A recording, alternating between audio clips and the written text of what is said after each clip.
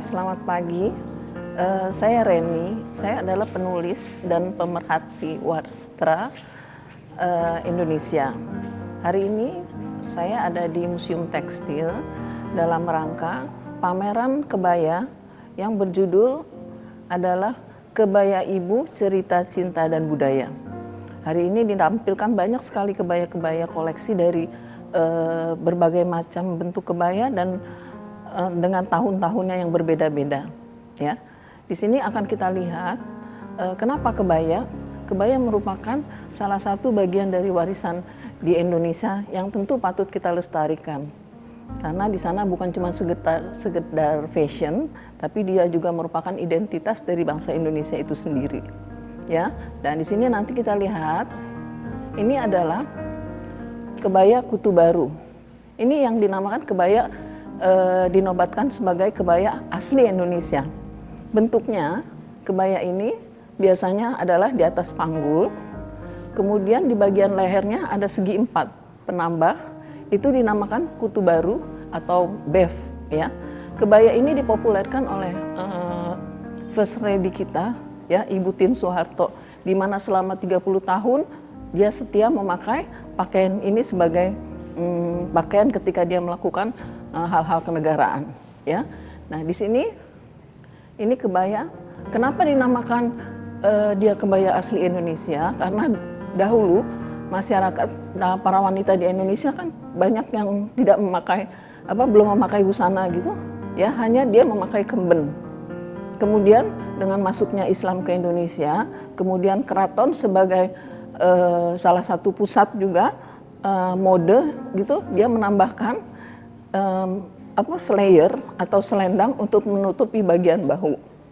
Ya, itu ketika Islam masuk ke Indonesia. Lama-kelamaan dia berubah bentuk menjadi sebuah kebaya dan itu menyisakan BEF di bagian dadanya. BEF atau kebaya Kutu Baru juga bukan cuman potongannya yang di bawah pinggang, ya, atau di panggul, ya, tapi juga ada yang berbentuk panjang. Padanannya adalah selalu kain sogan atau klasik kain panjang khas Jawa, yaitu sogan.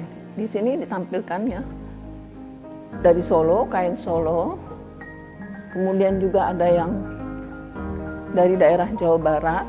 Nah, kemudian selain kebaya Kutu Baru, ada juga kita lihat adalah kebaya Kartini. Kebaya Kartini mempunyai ciri adanya huruf V di bagian dada, ya, atau kita lihat seperti ini. Kebaya Kartini ini dipopulerkan oleh Raden Ajeng Kartini, ya, karena ketika itu Raden Ajeng Kartini selalu tampil dia memakai kebaya ini dengan pakaian diberikan bros di bagian dada, ya, kemudian panjangnya selalu di bawah pinggul. Nah, ini adalah kebaya-kebaya yang berleher V, ya, karena kebaya itu sebenarnya dibagi, ada yang mengklasifikasikan kebaya berdasarkan bentuk dari leher kebaya itu. Ada yang kebaya V disebut Kartini dan ada yang berbentuk segi 4 disebut kebaya vest atau kebaya Kutu Baru. Kalau berdasarkan sejarahnya, perkembangannya, kita juga akan menemukan bahwa ada kebaya-kebaya yang berdasarkan motifnya. Nah, ini adalah kalau kita lihat kebaya ada yang berpengaruh dari noni-noni Belanda, yaitu kebaya noni. Kebaya noni itu mempunyai khas adanya tempelan renda. Ya, ini waktu zaman Belanda. Karena ini kebaya kan akulturasi dari budaya yang ada di Indonesia dan budaya luar. Nah, ketika zaman Belanda, noni-noni Belanda menggunakan juga kebaya dengan tempelan atau renda yang dikirim dari negaranya, ya. Jadi bentuknya seperti ini, kebanyakan mereka menggunakan warna putih. Nah, ini seperti ini, juga seperti yang ditempelkan di sebelah sana, ya, kebaya yang dengan sentuhan renda. Selain itu kebaya noni ada juga yang kita kenal adalah kebaya encim, ya. Ini kalau kebaya encim perkembangannya kan dari peranakan. Peranakan adalah istilah bagi warga pribumi yang kawin dengan orang Tionghoa yang ada di Indonesia. Kemudian mereka kan selalu memakai kebaya dengan istilah kebaya nyonya. Ya, namun masyarakat di Indonesia, khususnya Betawi, sering menggunakan istilah kebaya encim. Kebaya encim itu mempunyai khas adalah bordirannya. Biasanya dia dibordir. Padanannya bisa kain-kain lasem, kain Pekalongan yang merupakan kain-kain pesisiran. Nah, di sini juga adalah kebaya encim. Ya. Nah, ini dengan kain lasem padanannya. Nah, di sana juga masih ada ya. Mungkin di sebelah sana akan kita lihat kutang yang namanya mengistilahkan kutang Suroso ya. Jadi pakaian dalam yang dulu kemudian berkembang menjadi salah satu juga fashion yang bagian dari sejarah di Indonesia.